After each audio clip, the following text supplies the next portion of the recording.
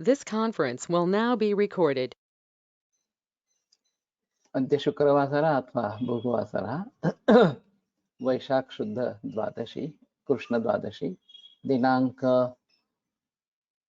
27 मे 2022 रसरत्न समुच्चय शंखं चक्रं जलौकान्दतमृतघटं चारुदौर्भिश्चतुर्भिः सूक्ष्मस्वच्छातिरुद्यां शुकपरिविलसन् मौलिमम्भोजनेत्रं कालाम्भोदोज्ज्वलाङ्गं कटितटविलसच्चारुपीताम्बराढ्यं वन्दे धन्वन्तरिं तन् निखिलगदवनप्रौढदावाग्निलीलं ब्रह्मणो हि समारब्धा मात्रेयाद्येषु पूजिताम् अस्मदाचार्यपर्यन्तां वन्दे गुरुपरम्पराम् आयुर्वेदरतं वन्दे माधवाख्यं महागुरुम् आयुर्वेदामृतं सर्वं शिष्येभ्यो यः प्रदत्तवान् द्रष्टाज्ञानी दृष्टकर्मा कृतकर्मा तथैव च अध्यापको विषक्श्रेष्ठो महान् संशोधकस्तथा गुणैरेतैः समुदितैः यत्कार्यं प्रतनोति सः समृद्ध्यर्थं हि कार्यस्य वयं नु प्रयतामहे सरस्वत्यै नमो यस्याः प्रसादात् पुण्यकर्मभिः बुद्धिदर्पणसङ्क्रान्तं जगदध्यक्षमीक्षते आत्रेयं प्रथमं वन्दे आयुर्वेदजगद्गुरुम् आयुर्वेदामृतं सर्वं गृहीत्वा हि सुरेश्वरात् अग्निवेशादिकेभ्यो यत् प्रयच्छत् मुनिसत्तमः प्रथमं तन्त्रकर्तारम् अग्निवेशं नमाम्यहम्।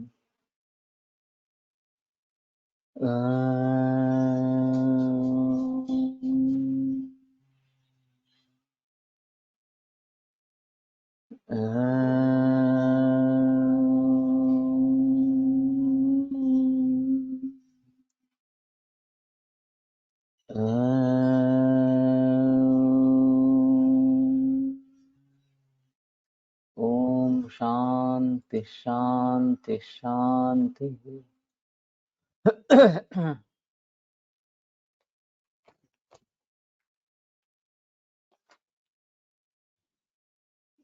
वरहित परहित रस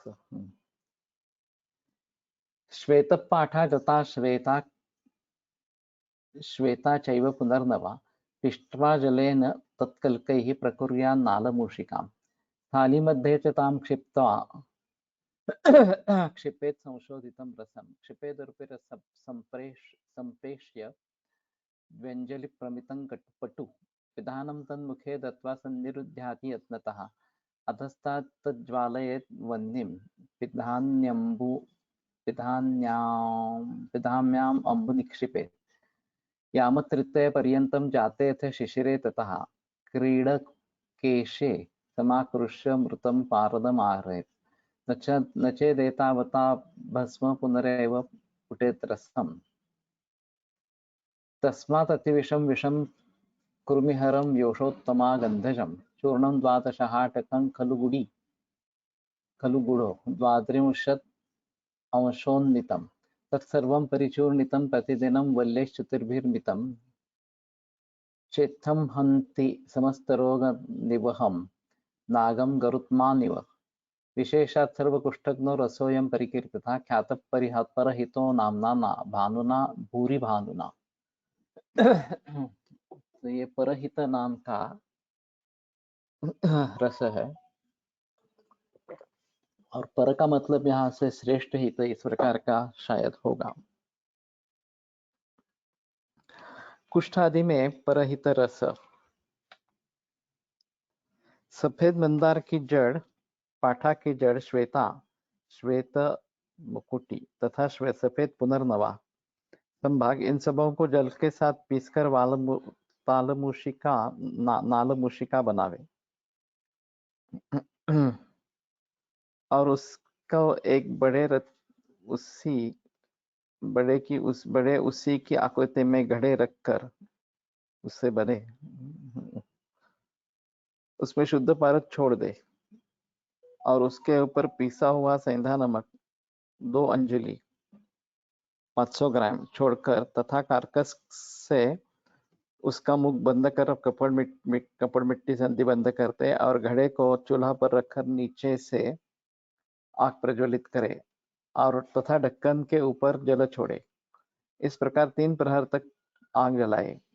इसके बाद शीतल होने पर नाल यंत्र से पारद भस्म को ग्रहण करे। यदि भस्म ठीक तैयार न हो तो पुनः पूर्वोक्त प्रकार से पुट पुट दे। इस सिद्ध पारद भस्म एक भाग, अति शुद्ध बचनाक, वायविडंग व्योष एक एक भाग का, महीन चूर्ण शुद्ध गंधक का एक भाग तथा स्वर्ण भस्म एक भाग, इन सबों को एकत्र मर्दन कर गुड़ 30 भाग मिलाकर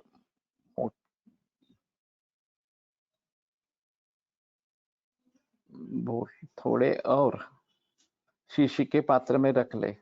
मोटे क्या क्या है?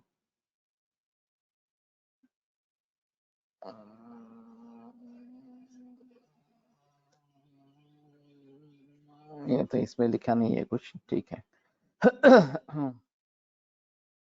इसके बाद उसमें से 1 वल्ल से 4 वल्ल तक प्रतिदिन सेवन करें। यह सभी प्रकार के रोगों को नष्ट करता है, जैसे गरुड़ सांप के समूहों को नष्ट कर देता है। विशेषकर यह रस सभी प्रकार के कुष्ठों को नष्ट करता है। भानु आचार्य ने इस रस को अधिक प्रतापशाली कहा है। भानुना भूरी भानुना। तो शायद इसके बारे में सोच सकते हैं, पारद भस्म बनाने का इसमें तरीका आया है। नहीं तो सभी जगह पारद भस्म के नाम से रस सिंदूर का प्रयोग किया जाता है, लेकिन ये मूषा अलग तरीके की है और वो भली भांति बनेगी तो पारद भस्म इसमें बन पाएगा। मंगेश, तुम सुन रहे हो? मंगेश, उपस्थित हो?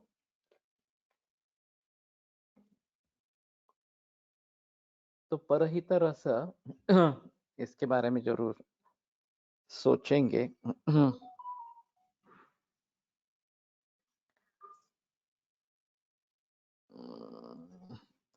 कोड़केश ही समाकृष्य श्रुतम पारदम आहारे, ये क्या बताया है?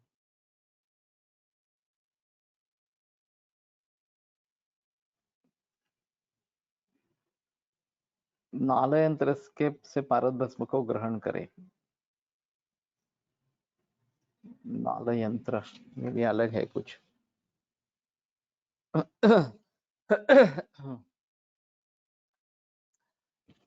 तो ठीक है, एक अभ्रक पारद का भस्म बनाने का सिर्फ अभी इतने दिनों के बाद देख लिया इस प्रकार से, तो ये ज्यादा अच्छा रहेगा। वीर्यं पुरारेह नागतुल्यं भागद्वयं चाप्यततालकस्य शुद्धेन नागेन रसो विशुद्धो विमर्दनीयो हरितालिकञ्च मूत्रं वा षोडशभागमानं निधाय भाण्डे पिधाय तस्मिन् दीपाग्निना तत्परिशोष्य सर्वं मूत्रं ततस्तालकशुद्धता स्यात्। ततस्तु जम्बीररसेन सर्वं विमर्दनीयं त्रिदिनं त्रिवारं भाव्यं कुमार्या सलिलेन भृङ्ग वज्रावकन्देन च वारयुग्मम्। कुष्ठे ददितास्य रसस्य वल्लत्रयं रसैरार्द्रकजैर्विजेतुं शाखासु पक्वम् अथो सुषुप्तिस्तम्भं च मन्यासु अथ मण्डलानि गवां शर्करया समेतं स्तम्भातिरेके सति संनियोज्यम्।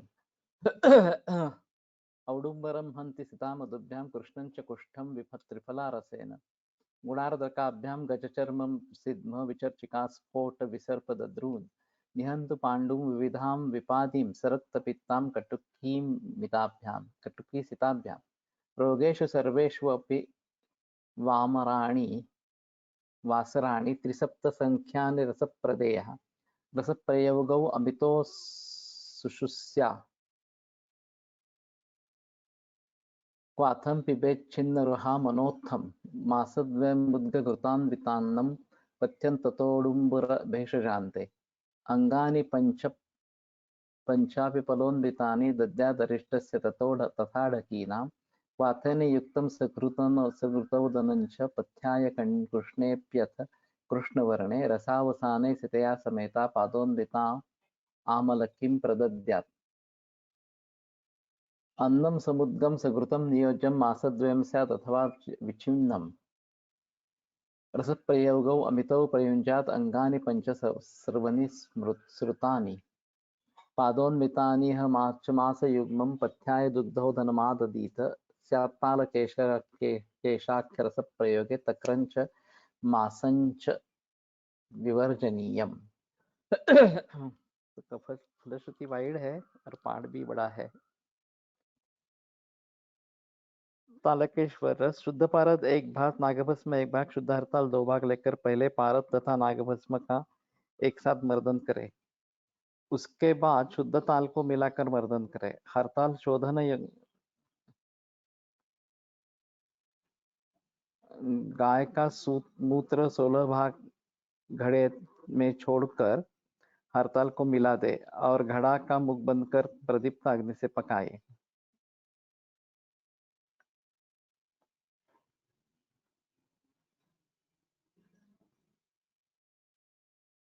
जब मूत्र सूख जाए तब हरताल को शुद्ध समझे। पारद आदि सभी द्रव्यों का मर्दन करने के बाद जंबीरी नींबू के रस में 3 दिन तक 3 बार मर्दन करे। तदनंतर मृतकुमारी के स्वरस के साथ 2 बार भावित करे। इस प्रकार भृंगराज का रस तथा सूरण कंद के रस के साथ 2 बार भर्जित करे और सुखाकर शीशी में भर ले। तो बनाने में ज्यादा डिफिकल्ट नहीं है। ये सिर्फ हरताल जो है वो गोमूत्र में शुद्ध करना है और फिर उस हरताल को बाकी द्रव्यों के साथ लेकर भावनाएं देनी है।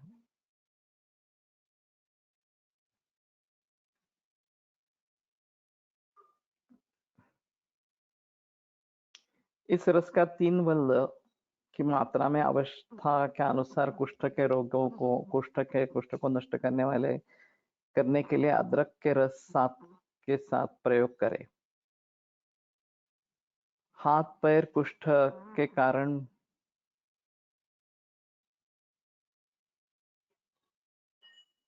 पक गए हैं तथा अंगों की शून्यता, मन्या नाड़ी की जकड़न तथा भंड कुष्ठ, लाल शरीर, मंड कुष्ठ एक्चुअली, और स्तंभ का अतिरेक, अंगों में अधिक अकड़न आदि कुष्ठ में तारकेश्वर रस को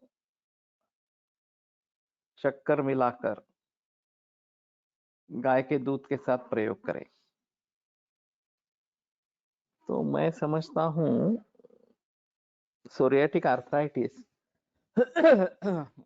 और खास करके सोरियासिस, मंडल कुष्ठ, ये जो सोरियासिस में दिखते हैं मंडल इस प्रकार से, तो कुछ लोग उसको मंडल कुष्ठ मानते हैं, कुछ लोग अन्य तरीके से किटिव कुष्ठ वगैरह इस प्रकार से मानते हैं। लेकिन जहाँ इस प्रकार के मंडल दिखाई देते हैं पीठ पर, उदर पर, छाती पर, तो उसमें निश्चित रूप से मंडल कुष्ठ कहकर प्रयोग करेंगे। तो ये तालकेश्वर रस इसमें अच्छा काम करेगा। और खास करके सोरियाटिक आर्थराइटिस, ये जो बीमारी है ये काफी कठिन होती है। गुगुल तिक्त का घृत का उपयोग अच्छा होता है, लेकिन इसमें भी हम इसका प्रयोग जरूर कर सकते हैं। यह रस तथा मधु मिश्री तथा मधु के साथ सेवन करने से औदुंबर कुष्ठ को नष्ट करता है। तो ये मंडल कुष्ठ कभी कभी औदुंबर वर्ण का इस प्रकार का होता है। तो उसमें भी शायद हम इसका प्रयोग कर सकेंगे। रूक्ष काले काले शरीर के चकते कुष्ठ को त्रिफला के क्वाथ के साथ सेवन करने से नष्ट करता है। तो ये भी दिखाई देता है एक्चुअली, कार्ष्ण्य और रूक्षता इस प्रकार की दिखाई देती है।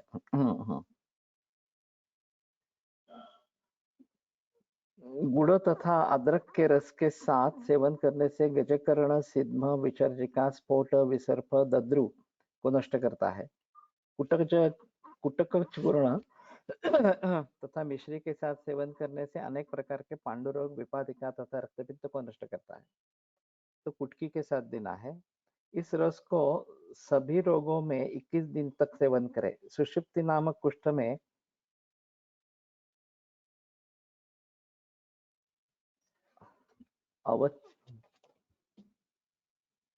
अवसित समाप्त हो जाने पर भी 2 मास तक गुड़ची तथा वन वृक्ष की छाल के क्वाथ से सेवन करें। वो मन वृक्ष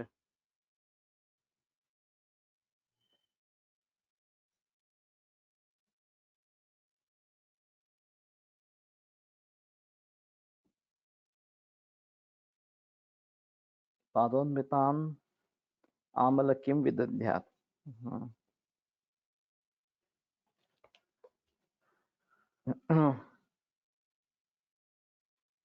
और तो एक तो मूंग की दाल तथा जल का सेवन करें।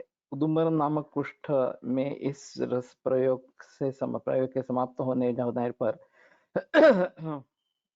नीम के पंचांग का पात 1 पल की मात्रा में प्रयोग करें और अरहर की दाल का सूप तथा भात को घृत के साथ भोजन कराए। काले वर्ण वाले कुष्ठ रोग में इस रस प्रयोग के समाप्त हो जाने पर इस प्रयोग के बाद आंवले का रस 1 पलक की मात्रा में मिश्री मिलाकर प्रयोग करें और मूंग की दाल तथा घृत के साथ भात या रोटी 2 माह तक सेवन करें। ये रोटी और घी ऐसा मैं बताता हूँ केवल रोटी और घी लेने के लिए, और वो भी निर्लवण इस प्रकार की रोटी होनी है। तो काफी सोरियासिस के मरीजों में इसका फायदा होता है और काफी हद तक कुष्ठ कम हो जाता है। इसके साथ में चक्रधारा अगर करवाते हैं खास करके अमलक और दारवी, अमलका और मुस्ता सिद्ध तक्र, इस प्रकार से करेंगे तक्रधारा तो भी फायदा होता है। पहले वमन विरेचन रक्त मोक्षण करवा लेना ज्यादा बेहतर है। तो शुरू से ही पंचकर्म करेंगे, खास करके वमन विरेचन रक्त मोक्षण, और उसके साथ में तक्रधारा, और फिर केवल घी और रोटी पर रखना, और अभ्यंतर प्रयोग में आप जो योग्य समझते हैं, रक्तपाचक तो देना ही है, कृमि नाशक चिकित्सा भी करनी ही है। और आरोग्यवर्धिनी मंजिष्ठादि काढ़ा, गंधक रसायन वगैरह वगैरह इनका तो प्रयोग कर सकते हैं। गंधक रसायन के प्रयोग के बारे में सावधानी रखें कि अगर किसी का एलर्जी होती है तो बड़ा खतरनाक हो जाता है गंधक रसायन। तो शुरू में बहुत कम मात्रा में प्रयोग करें। और अभी मालूम नहीं गंधक रसायन नाम से जो बाजार में मिलता है वो केवल शुद्ध गंधक होता है क्या, क्योंकि उसको काफी भावना है, काफी बार भावना ये है। शुद्धो बलिर्गोपयसा विभाव्य चतुर्जात गुड़ुचिकाभिपत्याक्षरात्र औषधभुंगराजे भाव्योष्टवारम पृथगार्धकेण, ये जो बात बताई गई है गंधक रसायन के बारे में। तो उस तरीके से अगर बना गंधक रसायन है तो शायद उससे तकलीफ नहीं होनी चाहिए, लेकिन फिर भी कुछ लोगों को सल्फा एलर्जी रहती है और उसमें काफी नुकसान हो सकता है। तो सावधानी से इसका प्रयोग करें, गंधक रसायन का अगर प्रयोग करना है। और ये मूंग की दाल तथा घृत के साथ रोटी 2 माह तक प्रयोग करें, या जड़ तथा चिन्ह रोग के उपद्रव समाप्त न है, जब तक चिन्ह रोग के उपद्रव समाप्त न हो जाए तब तक सेवन करें। सभी प्रकार के कुष्ठ रोग में इस रस के सेवन की अवधि 21 दिन समाप्त हो जाने पर 2 माह तथा नींबू के पंचांग के क्वाथ या चूर्ण सेवन कराए और पथ्य के लिए दूध भात खाए। यह वाल्केश तालकेश्वर रस नामक रस से प्रयोग काल में मट्ठा तथा मांस का सेवन त्याग दे. तक्रांचे मांसांचे विवर्जनीय. ओके, ते मांसांचे यहाँ पे दिखाएंगे. तो एक अच्छा पाठ रहेगा. और सिर्फ हड़ताल की शुद्धि गौमूत्र में है. गौमूत्र जब तक पूरी तरीके से सूख नहीं जाता तब तक गौमूत्र का पचन, हड़ताल का पचन गौमूत्र में करना है. और फिर उस हड़ताल को बाकी औषधियों के साथ जोड़ना है और फिर भावनाएं देनी है. तो ज्यादा कठिन भी नहीं है. मंगेश, तुम सुन रहे हो क्या? मंगेश,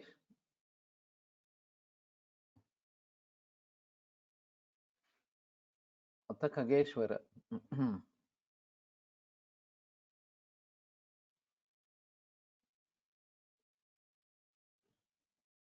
तो इसको शायद हम कोशिश करेंगे व्यवहार में लाने के लिए.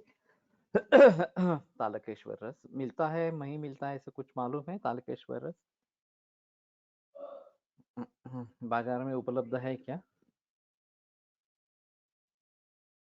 और इसी पार्ट से बना है, ऐसा कुछ है क्या? तो जरा ढूंढो. और नहीं तो इस पार्ट से बनाना उतना कठिन नहीं होगा. पलेन परमितम सूतम पलेन परमिता वसा खगः फलमितः सर्वं मर्दयत अर्जुन द्रवैः गोलीकृत्य विशोष्याथ गोलन कुप्या निरुध्य च. It is available in market. Okay. दुष्पापेश्वर दोपेश्वर का सर यूज करते हैं तालकेश्वर रस.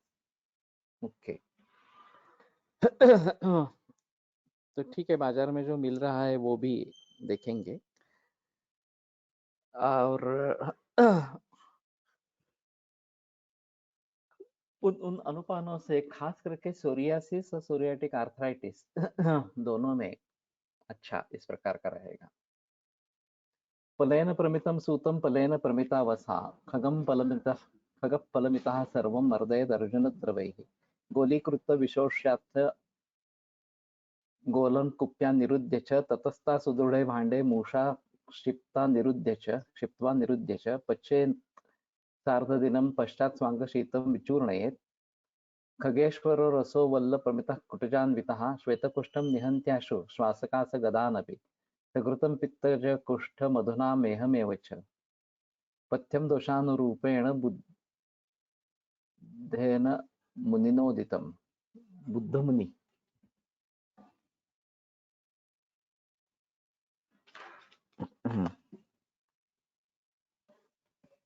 शुद्ध पारद एक पल, वसा शुद्ध गंधक एक पल, शुद्ध खग नीला तुतिया एक पल.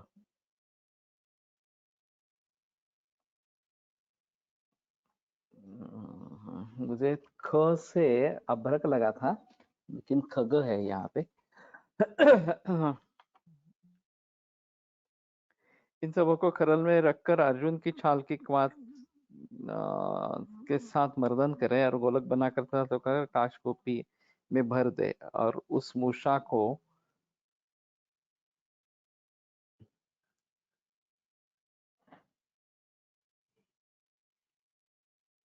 सुदृढ़ पात्रे.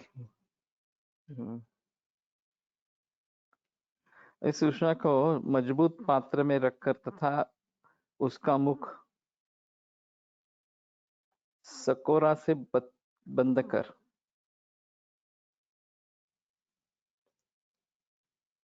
मूषां क्षिप्त्वा निरुध्य च पचेत् सार्धधनं पश्चात् स्वांगशीतं विचूर्णयेत्. ये किससे बंद करना है, सब ऊपर तो नहीं लिखा है. इसके बाद सूख जाने पर वालुका यंत्र में रखकर मंद मध्य तीक्ष्ण आंच से क्रमशः 1.5 दिन तक पाचन करें. इसके बाद स्वांग शीतल होने पर निकालकर महीन चूर्ण बना ले. यह खगेश नामक रस एक वल्ल की मात्रा में कुटज छाल के चूर्ण के साथ सेवन करने से श्वेत कुष्ठ को शीघ्र ही नष्ट करता है. और श्वास का आदि रोगों को भी नष्ट करता है। यह घृत के साथ सेवन करने से पैत्तिक कुष्ठ को नष्ट करता है तथा शहद के साथ प्रमेह को नष्ट करता है। इसके सेवन काल में रोगों दोषों के अनुसार पथ्य प्रयोग करें। यह रस बुद्ध बुद्ध मुनि का बनाया हुआ है।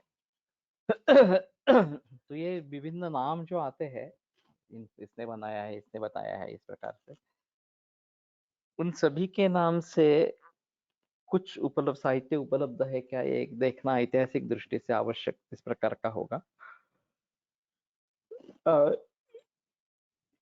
यहाँ संकलन किया गया है ये तो अच्छी बात है, लेकिन उसको अगर करेंगे तो ज्यादा अच्छा रहेगा। ये भी बनाने में ज्यादा कठिन नहीं है। और खास करके श्वेतकुष्ठ जो बताते हैं तो उसके हिसाब से अच्छा इस प्रकार का रहेगा।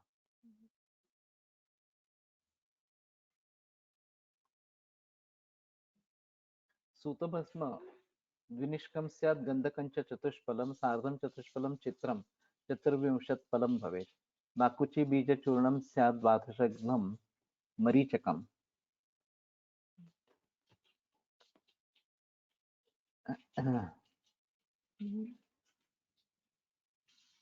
द्वादशघ्नं सर्वमेकत्रमय संयोज्य निष्कद्वितयं संमितं मधुना लेहयेत् प्रातः सर्वकुष्ठविनाशनम्। पारद भस्म 2 निष्क गंधक 4 पल। ये गंधक और पारद की मात्रा बहुत ही भिन्न है। कि 2 निष्क इन्होंने 8 ग्राम बताया है और 4 पल 200 ग्राम है। चित्रक मूल चूर्ण 100 4 पल।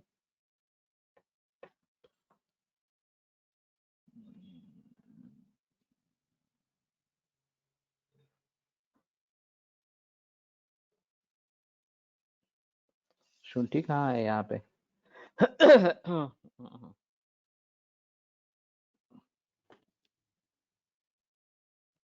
गंधं चतुष्फलं सार्धं चतुष्फलं चित्रं चतुर्विंशत्फलं भवेत्। बाकुची बीज चूर्णम स्यात्। शुंठी है ही नहीं इसमें।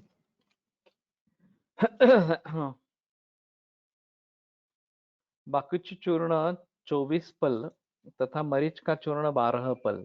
इन सबों को एकत्र कर खरल में अच्छी तरह घोट कर रख ले और 2 निष्क की मात्रा में ये दोषों के अनुसार उचित मात्रा में प्रातः काल शहद के साथ चटावे।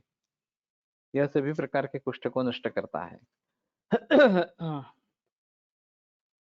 तो गंधक का प्रमाण बहुत ज्यादा है। और बाकुची बीज चूर्ण है।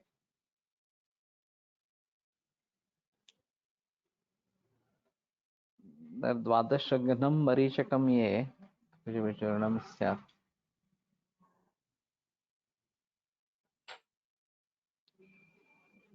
सार्धम चतुष्फलम चित्रम।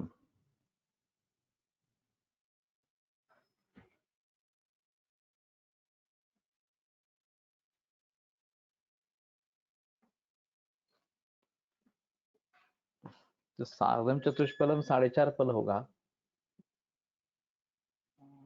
तो इन्होंने हाँ ठीक है 225 ग्राम। बाकुची का चूर्ण 24 पल।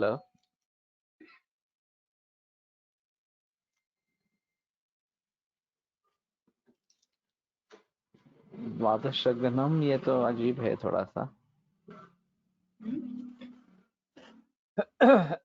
मरीचकम 12 पल मरीच का चूर्ण। द्वादशकम होना चाहिए पलम। तो केवल सभी को इकट्ठा करना है बस, बाकी कुछ नहीं है। पदनालय है प्रातः सेव कुष्ठ विनाशनम। सुबह एक बार मध के साथ देना है। तो बनाने में तो आसान लगता है। आरोग्यवर्धनी कुटिका रस। रसगंधक लोहाभ्र शुल्भ भस्म समावशकम त्रिफला द्विगुणा प्रोक्ता त्रिगुणं च शिलाज तो चतुर्गुणं परम शुद्धम पुरं शुद्धं चित्रमूलं च तत्समं त्यक्ता सर्वसमाज्ञेया सर्वं सञ्चूर्णी यत्नतः निम्बवृक्षदलाम्भोभिर्मर्दयद्विदिनावधि ततश्च वटिकाकार्या राजकोलफलोपमाः मण्डलं सविता सैषा हन्ति कुष्ठानि अशेषतः वातपित्तकफोद्भूतान् ज्वरान् नानाप्रकारजान् देया पंचदिने जाते ज्वरे रोगे वटी शुभा पाचनी दीपनी पथ्यारुद्या मेदो विनाशिनी मलशुद्धिकरी नित्या दुर्धर्षक्षुत् प्रवर्तिनी बहुनात्र किमुक्तेन सर्वरोगेषु शस्यते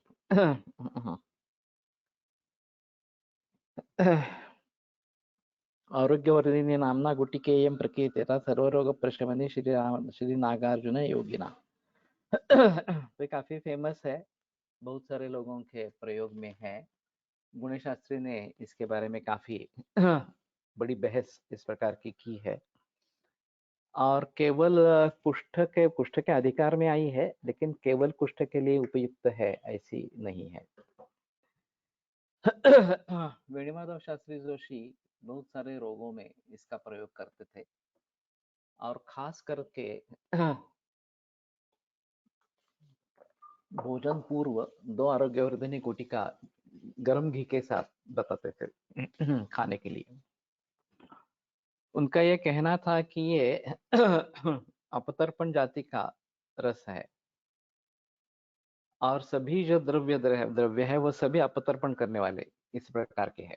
सिर्फ ये पारद और लोह अभ्र ये जो है थोड़े से संतर्पण वाले इस प्रकार के हैं, लेकिन बाकी सभी जो द्रव्य है वो सभी अपतर्पण करने वाले इस प्रकार के हैं। और निम्ब पत्र के स्वरस की भावना है वो भी अपतर्पण जाति की है और कुटुकी बड़ी मात्रा में है कुटकी, तो वो भी एक अच्छा अपतर्पण इस प्रकार का है। अब ये तिक्त रस प्रधान रूक्ष और अपतर्पण करने वाली दवा है। तो खास करके कफ प्रधान अवस्था में इसका प्रयोग अच्छी तरीके से होता है। अब ये आरोग्यवर्धिनी का कामला में काफी प्रयोग किया गया है। वैसे फलश्रुति में कामला नहीं है। दुर्धर्ष प्रवर्धिनी इस प्रकार का बताया गया है, पाचनी दीपनी पथ्या इस प्रकार का भी बताया गया है। तो इस हिसाब से देखा जाए तो आरोग्यवर्धिनी के ऊपर काफी काम हुआ है। अंतरकर सर ने उसको कामला एपिडेमिक में बड़ी मात्रा में उसका प्रयोग किया और फिर उसके बाद उसमें से लिव 52 प्रोडक्ट बन गया।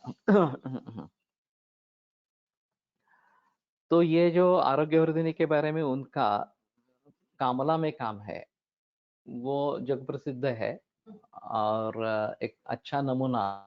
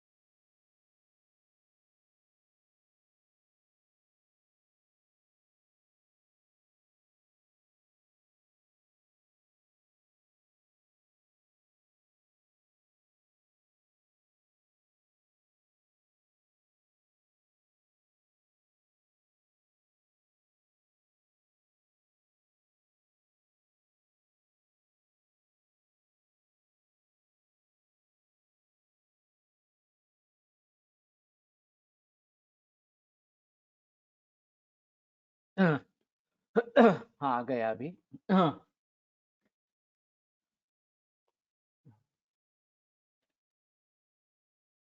अभी आवाज आ रही है? यहाँ से तो कनेक्ट हो गया है।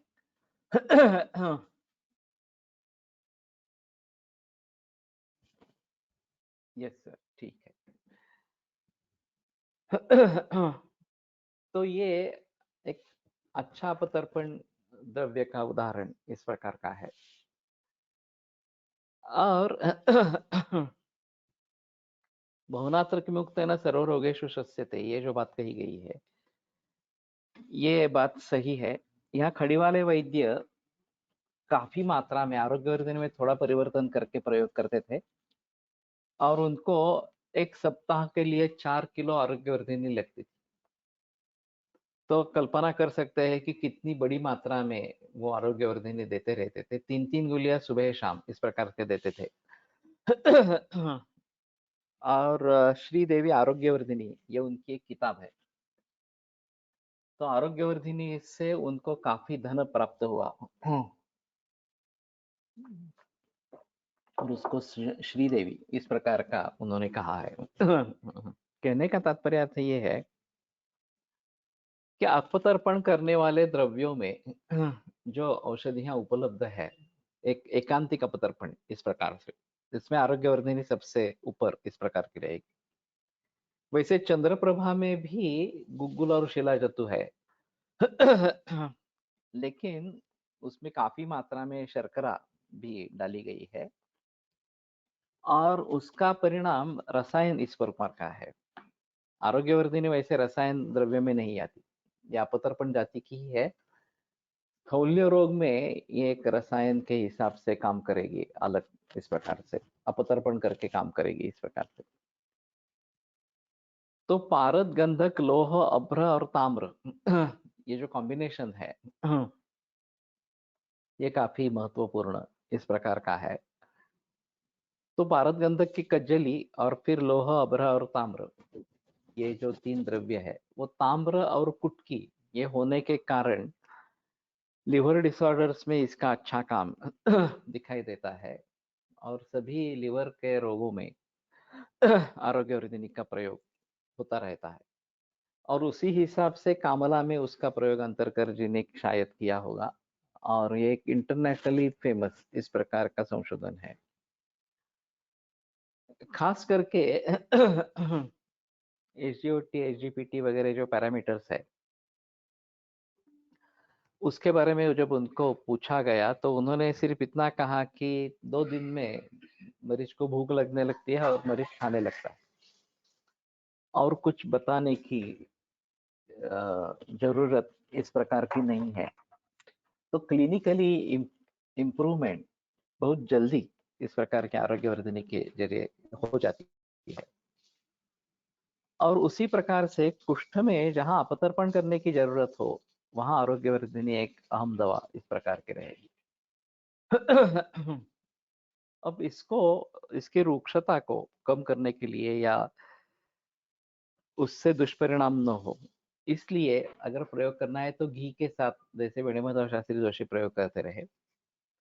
और वैसे महातिक्त का घृत अगर कुष्ठ में प्रयोग करना है तो महातिक्त का घृत का अनुपान देना उचित इस प्रकार का है। और फिर अभी तो मैं सुकुमार का घृत का भी प्रयोग काफी करता हूँ और उसमें घृत और ये एरंडी का तेल, ये दोनों होने के कारण अच्छी तरीके से परिणाम निकल आते हैं और आसानी से उसको प्रयोग कर सकते हैं। तो वैसे भी आरोग्यवर्धिनी का वर्णन गुणेश शास्त्री ने काफी हद तक किया इस प्रकार का है। और ये पाचनी दीपनी पथ्या, ये जो बात बताई गई है, अब दया पंचदिने जाते ज्वरे रोगे वटी शुभा। तो ज्वर रोग में 5 दिन के बाद इस वटी का प्रयोग करने के लिए कहा गया है। उसमें भी पाचन दीपन की आवश्यकता अगर है तो खास करके इसका प्रयोग करें। निर्दशाहमपि ज्ञात्वा कफोत्तरमलंघितं पेयं न पायेत तेषां तर्पणादिक्रमो हितः। ये 10 दिन के बाद भी अगर पाचन नहीं हुआ है तो पाचन करने की आवश्यकता उसमें पड़ेगी। और आरोग्यवर्धिनी इसमें एक अच्छी दवा है, अग्नि पाचन करके अग्नि को बढ़ावा देने के लिए इस प्रकार की। रुद्या मेदो विनाशिनी, ये भी एक अहम मुद्दा है। खास करके मलावष्टंभ, वात विबंध, उदावर्त और फिर उससे रुद्रोग, इस प्रकार के अगर श्रृंखला हो तो पाचन करके मल को निकालने वाले, भेदन करके पाचन करके मल को निकालने वाली और उसके जरिए उदावर्त को शांत करने वाली आरोग्यवर्धिनी है। तो ऐसी अवस्था में भोजन के पूर्व अपान काल में इसका सेवन कराए। अब मैं कभी कभी इसके साथ कोष्ठवातहर का भी प्रयोग करता हूँ, कभी हिंगुवच आदि का भी प्रयोग करता हूँ। अगर वात का प्राधान्य बहुत ही ज्यादा है तो पथ्य को क्या समझे, पथ्य यानी कि हित है। जैसे माता नास्ति गृहे तस्य माता हरितकी, कदाचित कुप्यते माता नोपरस्था हरितकी, ये जब बात बताई गई है तो वैसे ये पथ्य है। पथ्य कारक इस प्रकार की है, हित करने वाली इस प्रकार की है। अर्थात अगर अपतर्पणोत्थ विकार है और उसमें आरोग्यवर्धिनी का प्रयोग करेंगे तो नुकसान होगा। लहान मुलांना देऊ शकतो का आरोग्यवर्धिनी कोणत्या एज पासून? अगर अवस्था सही है तो ही वही जो बड़े लोगों के लिए दवाइयाँ दी जाती है वही कम मात्रा में बालकों को दे सकते हैं, उसमें कोई संदेह की बात नहीं है। तो जरूर दे सकते हैं। दातार गुरुजी पहले आरोग्यवर्धिनी का प्रयोग करते थे, फिर उन्होंने बाद में सोचकर वो फलत्रिकादि गुगुल पर आ गए। तो ये ट्रांजिशन क्यों हुआ, ये थोड़ा देखना जरूरी इस प्रकार का होगा। वैसे उनके किताबों में आरोग्यवर्धिनी के बारे में निर्देश नहीं है, लेकिन कोल्हटकर सर ने बताया था कि वो पहले आरोग्यवर्धिनी का प्रयोग करते थे और फिर आरोग्यवर्धिनी से फलत्रिकादि गुगुल पर उतर आए। और खास करके पार्थिव द्रव्यों का पचन करने के लिए आरोग्यवर्धिनी अच्छी है और जलीय द्रव्यों का पचन करने के लिए शोधनौषधादि गुगुल अच्छा है। तो भूमितोय गुणाधिक आहार जो है हमारा वो ज्यादातर पृथ्वी और जल, इन महाभूतों से ही बना है। और जहाँ पृथ्वी महाभूत के पचन की आवश्यकता हो वहां आरोग्यवर्धिनी अच्छी है। और किसी भी एज में दे सकते हैं, ज्यादा छोटे बच्चों को नहीं देते हैं, लेकिन कॉन्स्टिपेशन ये अगर तकलीफ है, खास करके जो बच्चे केवल दूध ही पीते रहते हैं और घना आहार लेते ही नहीं है, 6 महीने से आगे घना आहार लेना शुरू करना चाहिए। लेकिन मैंने देखा है कि 2-2 बरस तक बच्चे केवल दूध ही पीते रहते हैं और फिर उनमें एक बड़ा कॉन्स्टिपेशन हो जाता है और मल बहुत कठिन हो जाता है। तो ये पूरे घर वालों के लिए ये अजीब मुसीबत होती है। और फिर इसमें भेदन के हिसाब के कुटकी अच्छी है। तो भेदन करने से ये मल निकलने लगता है और उसके साथ खाना होना जरूरी है। जब तक ये खाना आरंभ नहीं करते तब तक ये कॉन्स्टिपेशन पूरी तरीके से ठीक नहीं होता। कुछ हद तक बस्ती का प्रयोग कर सकते हैं, स्नेह बस्ती 5-10 मिलीग्राम मिलीलीटर इतनी मात्रा में दे सकते हैं इस प्रकार से। लेकिन ये जरूरी है। करमरकर शास्त्री पण जास्त उल्लेख करत पण जास्त उल्लेख करत नाही। ओके। करमरकर शास्त्री वेणुमाधव शास्त्री जी के ही शिष्य रहे हैं, छात्र रहे हैं। तो ये धातुपाचक संकल्पना, आरोग्यवर्धिनी, सारा सारत्व परीक्षण, ये सब उन्होंने वेणुमाधव शास्त्री जोशी से उठाया है। दिया 5 दिन जाते का मतलब 5 दिन देना है या 5 दिन के बाद देना है? 5 दिन के बाद देना है। तो 5 दिन जाते 5 दिन होने के बाद आरोग्यवर्धिनी का प्रयोग करना है। सामावस्था है, पाचन की आवश्यकता है, तब आरोग्यवर्धिनी देनी है। अभी मेदो विनाशिनी भी कही गई है, तो ये भी एक बात हो सकती है। मैंने महेश ठाकुर से एक बार सुना था कि वो चंद्रप्रभा वर्धमान मात्रा में स्थूल रोग में प्रयोग में लाता है। तो 2-2 गोली शुरू में, फिर 4 गोलियां, फिर 6-8 गोलियां वगैरह, ऐसा कुछ करता है, मुझे पक्का याद नहीं है अभी। लेकिन ताकत नहीं कम होती, वजन कम हो जाता है, ऐसा उसका अनुभव है। वैसे आरोग्यवर्धिनी भी इस प्रकार से दे सकते हैं।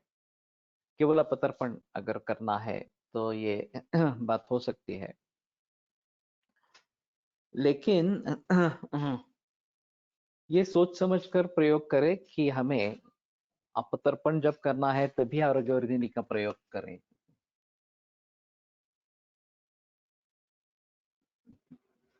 अशा मुलात मनुका व पालक सूप दिल्यास चांगला उपयोग होतो. चव पण चांगली लागते. मुले घेण्यास त्रास देत नाहीत. ये अच्छा है, मनुका और पालक का सूप इस प्रकार से देने से। तो गुलकंद का भी प्रयोग हो सकता है इनमें, जो आसानी से खाते हैं। लेकिन भेदन कुछ चाहिए। वो शुंठी भी भेदन कही गई है, और उसके बारे में भाव प्रकाश में बहस आई है कि विबंध भेदिनी आतुसा कथन ग्राहिणी भवे शक्ति विबंध भेदे स्यात् यतो न मलपातने। तो विबंध भेद करने की शक्ति शुंठी में है, लेकिन मलपातन नहीं होता है। इसलिए गंधर्व हरितकी में शुंठी के साथ हरितकी का प्रयोग है। तो शुंठी से मलभेदन और हरितकी से उसको बाहर निकालना, उसमें सैंधव इस प्रकार से डालना, और फिर एरंड भ्रष्ट करना, ये सभी को देखकर गंधर्व हरितकी एक अच्छा योग बन जाता है, खास करके इस प्रकार के कॉन्स्टिट्यूशन के लिए। और काफी लोगों के प्रचलन में भी है इस प्रकार से। तपन कुमार सर चंद्रप्रभा का वर्धमान मात्रा में प्रमेय प्रयोग में प्रयोग करते हैं। तो अच्छी बात है। वैसे चंद्रप्रभा ज्यादा अपतर्पण नहीं है, थोड़ी संतर्पण जाति की है। जैसे ताप्यादि लोह संतर्पण और अपतर्पण दोनों अवस्था में प्रयोग कर सकते हैं, उसी प्रकार चंद्रप्रभा अगर उदरमान मात्रा में, उसका प्रमाण क्या होता है? वसंत कुसुम का अर्थ भी वर्तमान मात्रा में प्रयोग करते हैं। वो कितने, कहाँ से लेकर कब तक प्रयोग करते हैं, अगर बता सकते हैं तो ठीक रहेगा। तो कहने का तात्पर्य अर्थ ये है कि वैसे आरोग्यवर्धिनी एक बहुत अच्छी दवा है, उसमें कोई संदेह की बात नहीं है। लेकिन ये अपतर्पण जाति का कल्प है। मेदो विनाशिनी इस प्रकार से देखनी चाहिए। मन शुद्धि करी, ये जो बात बताई गई है, उसको काफी लोगों ने उसका प्रयोग किया है।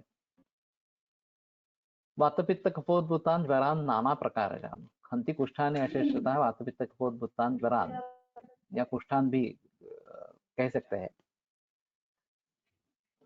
चंद्रप्रभा जास्तीत जास्त किती दिवस देऊ शकतो, ऐसा तो पता नहीं है, लेकिन रसायन है तो मेरे ख्याल में तकलीफ नहीं होनी चाहिए चंद्रप्रभा से।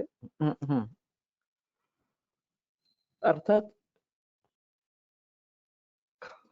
हर औषध का एक डोज होता है, वहां तक उसको देना ठीक रहेगा। उससे ज्यादा अगर देंगे तो उससे भी नुकसान होने की संभावना इस प्रकार की है। तो दुर्धर्ष क्षुत प्रवर्धिनी, ये भी एक अहम बात इस प्रकार से है। आरोग्यवर्धिनी नामना गुटिकेयम प्रकीर्तिता सर्वरोग प्रशमने श्री नागार्जुन योगिना। तो नागार्जुन योगी ने ये बताई है, और काफी फेमस है, मिलती भी है, और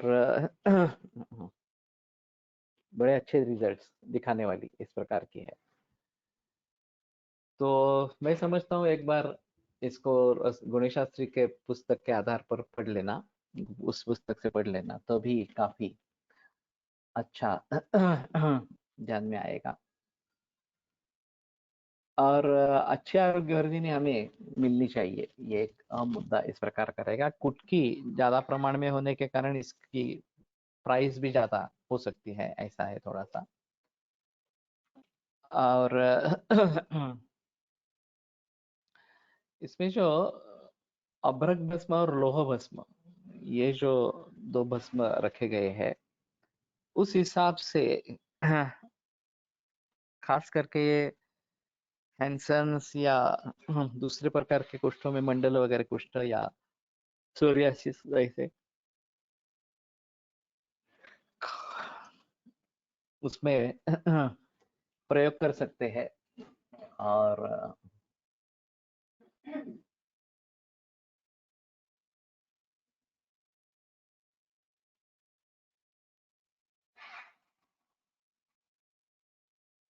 संजय पेंडसेने वर्धमान मात्रा तारकावर्धीने अनेक रुग्णात वापरली होती. सर्वांमध्ये पाळीसंबंधी सर्व तक्रारी वर उत्तम फायदा झाल्याचे लक्षात आले होते. 14-15 गोळ्यापर्यंत दिले होते. हाँ, तो ये भी एक अच्छी बात है, सामने आई है. जहां जहां अपतर्पण करने का है, वहां वहां शायद इसको प्रयोग करना है. अब एक डोज का अलग रहता है. मेरा डोज वैसे बिल्कुल ही कम है, और इस प्रकार के गोलियों को मैंने नहीं दिया है. लेकिन खास करके पीसीओडी में, जिसमें स्थूल्य भी है, अपतर्पण करने की भी जरूरत है, तो वहाँ आरोग्यवर्धिनी का अच्छा उपयोग हो सकता है. वैद्य वेलणकर यांचे आरोग्यनिर्भर पुस्तक आहे. ये तो मालूम नहीं था मुझे, खड़े वाले का पता था, किताब खड़े वाले की किताब है, तो ठीक है. मैं सोचता हूँ कि जितने लोगों ने जितने तरीके से इसका प्रयोग किया है, वो सभी सामने अनुभव सामने अगर आ जाए तो ज्यादा अच्छा इस प्रकार का रहेगा. और भली भांति इसका प्रयोग करते रहेंगे. फिर भी अपतर्पण करने वाली है, ये बात भूलनी नहीं है. नहीं तो एकांतिक प्रयोग करते रहेंगे. वाघेवडेकर सर 1 ग्रॅमच आठवड्यावर वापरतात. त्यांचं म्हणणं तेवढी पुरते. तो इसमें काफी बहस होती रहेगी.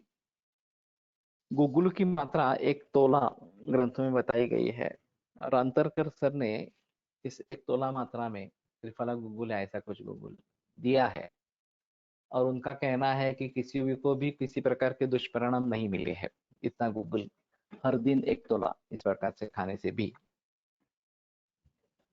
तो और दातार गुरु जी का गुगुल का प्रमाण बिल्कुल 60 मिलीग्राम इतना कम है.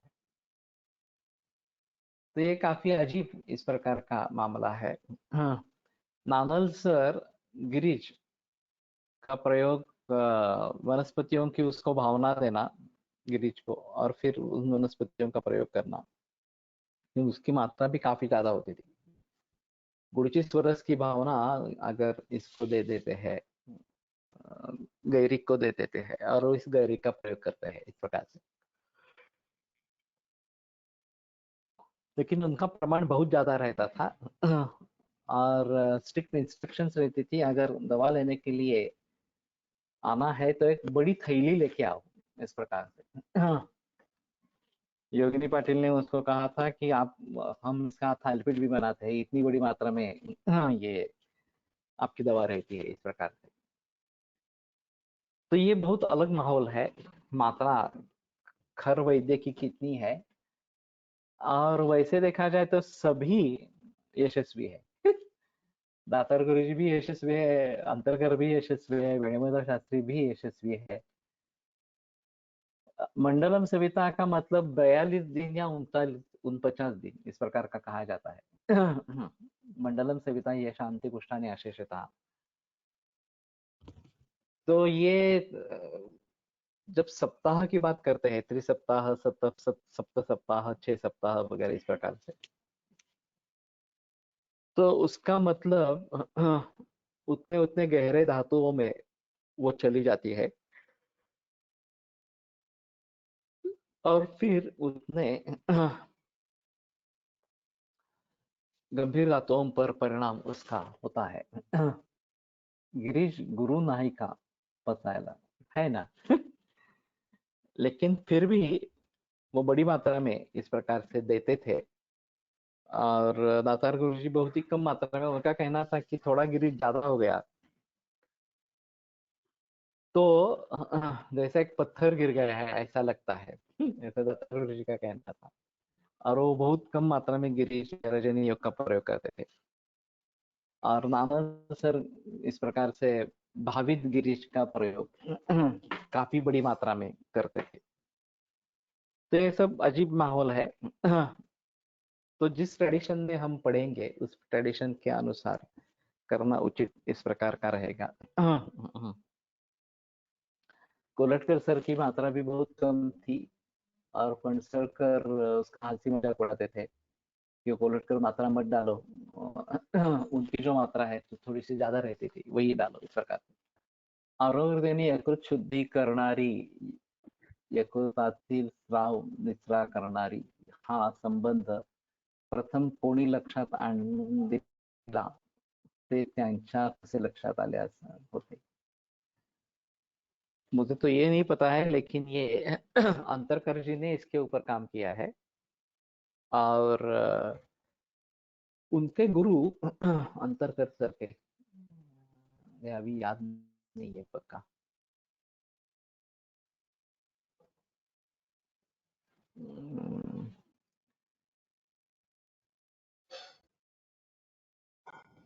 मुझे याद आएगा तो मैं बता दूंगा। लेकिन अंतरकर सर का एलोपैथी का अभ्यास बहुत ही अच्छा था। वो तो उनको एलोपैथी के डॉक्टर से भी उनका अभ्यास अध्ययन अच्छा था। तो उन्होंने जो भी कुछ प्रोटोकॉल बनाए किसी भी रिसर्च के लिए, वो सभी एलोपैथी के दृष्टि से उसमें कुछ भी हम भूल निकाल नहीं सकते, या फिर किसी भी गलती को निकाल नहीं सकते, इस प्रकार के थे। अभिजीत सर आपसे सर से सुना है कि कोई भी दवा 21 दिन देकर फिर बदलना चाहिए, ऐसा सभी दवाओं में आवश्यक है नहीं क्या? सप्ताहानुगुणालभे क्रियामन्यं प्रयोजयेत् पूर्वस्यां जातवेगायां न क्रिया संकरोहितः, इस प्रकार का वाग्वट में है। तो अगर एक सप्ताह में रिजल्ट नहीं आते हैं, हाँ, तो उसका वेग शांत होने पर दूसरी दवा का प्रयोग करें। और प्राय करो त्यवरात्रात कर्मान्यदपि विशेषम, एक हफ्ते में एक दिन में भी दिन रात में मिलकर एक औषध काम कर देता है। फणसलकर जी का कहना था कि कम से कम एक दिन में तो रिलीफ होना ही है, किसी भी प्रकार का रुग्ण हो रिलीफ होना है। रुग्ण ठीक हो जाएगा ऐसा नहीं है, लेकिन उसके जो लक्षण है उसमें सुधार होगा और उसको अच्छा लगने लगेगा, ये आवश्यक इस प्रकार का रहेगा। और तभी मरीज टिक पाते हैं। तो नहीं तो मरीज हमें छोड़ के जा सकते हैं। आरोग्यवर्धिनी कामलामध्ये वापरावी हे कामलेच्या आधुनिक संप्राप्तीवरून प्रचलित झाले आहे का? पॉसिबल है। क्योंकि अंतरकृष जी का इस प्रकार का सोच काफी रोगों में है। उन्होंने पार्किंसंस के लिए एक मेडिसिन डेवलप की HP200 करके, ये केवल कपिकच्चू है। जड्डू फार्मेसी ने बनाई उस समय में। और इसमें सिंडोपा है, इसलिए इसका प्रयोग करना है, कपिकच्चू का प्रयोग करना है, ऐसा ही उनका मतलब था। तो मूल विचार एलोपैथी का था कि सिंडोपा पार्किंसन में उपयोग में आती है, और कपिकच्चू में सिंडोपा है। सिर्फ बात यह है कि उसकी मात्रा बहुत कम है, तो उतनी मात्रा लेने के लिए क्या करेंगे? तो उन्होंने लड्डू वगैरह भी बना के दिए थे। इसमें सिर्फ ऐसा है कि वो पचन भी होना चाहिए उसका। अगर बहुत बड़ी मात्रा बनाएंगे तो पचन नहीं हो पाएगा। तो बेटर ऑप्शन है कि कपिकच्चू को कपिकच्चू की ही भावना देकर वीर्य उसका बढ़ावे, और फिर कम मात्रा में दे, या दूसरे उसके साथ दूसरी औषधियों को जोड़े। अब ये बात होती है कि कपिकच्छु वृक्ष है और वैसे सेंडोपा की भी ये वृक्ष एक्टिविटी दिखाई देती है। तब तक एलोपैथी का लाभ मिल रहा है, तब भी बीच में गैप देना आवश्यक है। नहीं बता सकते कि अगर ऐसा ही करते रहेंगे और दुष्परिणाम होने लगेंगे तो जागरूक होना ठीक नहीं है, उससे पहले ही जागरूक होना ज्यादा बेहतर इस प्रकार का रहेगा। और कपिकच्छु वृषम वृक्षा, पहला गुणधर्म जो बताया गया है वो वृक्ष है। और कोलटकर और फणसरकर सर किसी एक सेमिनार के लिए किसी दूसरे गांव गए थे। सुबह टहलने के लिए निकले तो कपिकच्छु दिखाई दी। हाँ, तो ये सुबह का समय था, 6-7 बजे का। हाँ, तो स्वर्ण ने कोल्हटकर सर को उसका गंध लेने के लिए कहा और वो गंध बिल्कुल शुक्र जैसा था। तो स्वर्ण ने बताया, देखो कैसा गंध है। अब जब हम कपिकच्छु इस प्रकार से जंगल में देखेंगे तभी इसका पता चलेगा, नहीं तो हमारे पास सुसुखी आती है तो उसका मतलब ही नहीं कुछ इस प्रकार का। तो अभी पार्किंसन डिसीज शुक्र क्षय जन्य डिसीज है क्या, ये एक बात समझ में ली जा सकती है औषधियों के आधार पर उल्टा सोचना इस प्रकार से। तो ये काफी मुश्किल है इस प्रकार से बता देना। और पार्किंसनिज्म में देखा गया है कि संतर्पण और अपतर्पण दोनों प्रकार की दवाइयों की जरूरत होती है, अवस्थाएं बदलती रहती है। अब ऐसे पार्किंसनिज्म ट्रीट करना काफी मुश्किल है। और स्तंभ और ये अस्थिरत्व, ये दोनों साथ में है। कभी कभी बहुत ही कंप होता रहता है, हाथ कांपते रहते हैं, और कभी कभी इतने स्तंभित हो जाते हैं कि पांव हिला नहीं सकते, बोल नहीं सकते इस प्रकार से।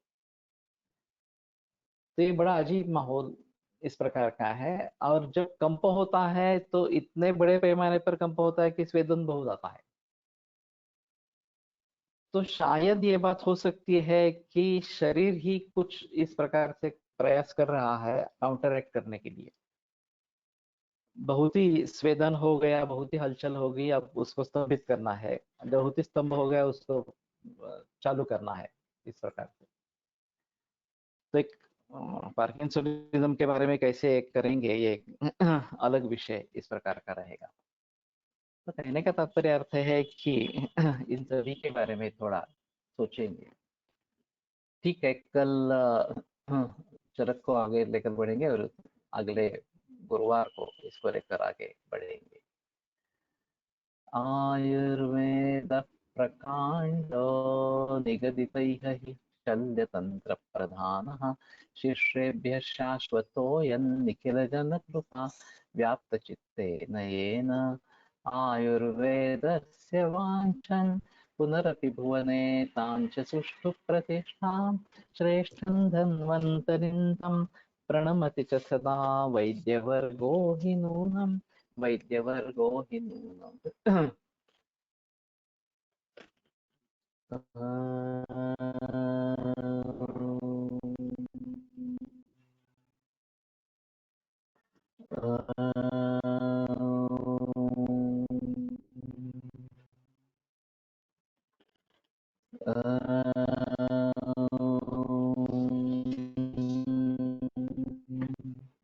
ओम शांति शांति शांति।